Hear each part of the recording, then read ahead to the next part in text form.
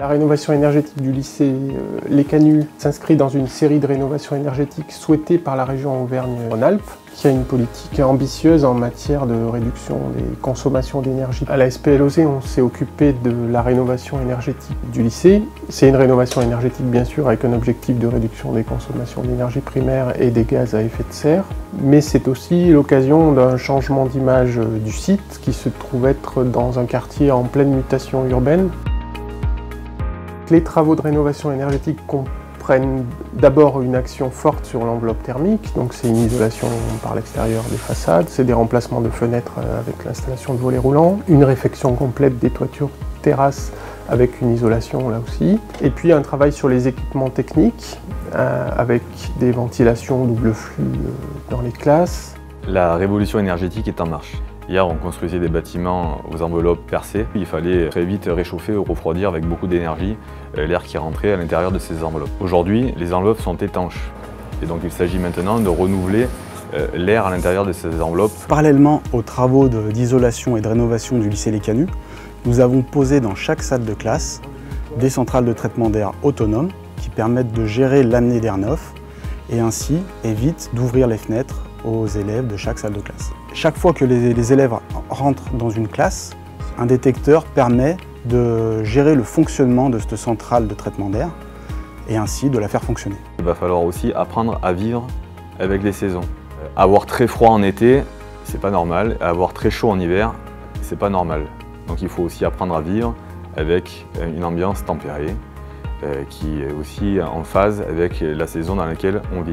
La sensibilisation, on doit la travailler à différents niveaux. Au niveau du personnel qui exploite ce bâtiment et qui reste sur site, au niveau des enseignants, parce qu'il s'agit d'un lycée, au niveau aussi des élèves, parce que ce sont eux aussi qui font une part importante des utilisateurs de ce bâtiment-là.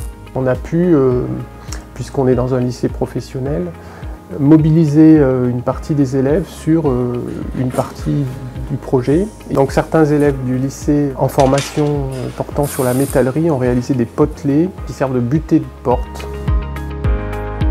La région est à l'origine de ce projet et a été initiée par mon prédécesseur il y a déjà 3 ans de cela.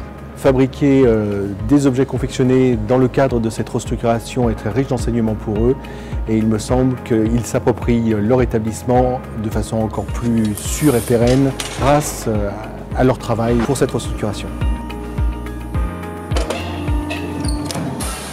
C'est le fait de pouvoir donner n'importe quelle forme au métal, pouvoir faire plusieurs pièces avec. Et c'est ça qui m'a vraiment plu et c'est pour ça que j'ai essayé de faire un CAP en métallerie sur réel. On travaille sur des pièces réelles. Vu qu'au début, on a commencé par faire des petites pièces. Par exemple, on a fait un pentagramme au début de l'année. Après, on a fait un dessous de plat. Et après, d'un coup, on nous a donné un plan et puis ça nous a changé totalement et on a fait ça pour pas faire. Moi, j'ai pris un peu de plaisir à faire ça.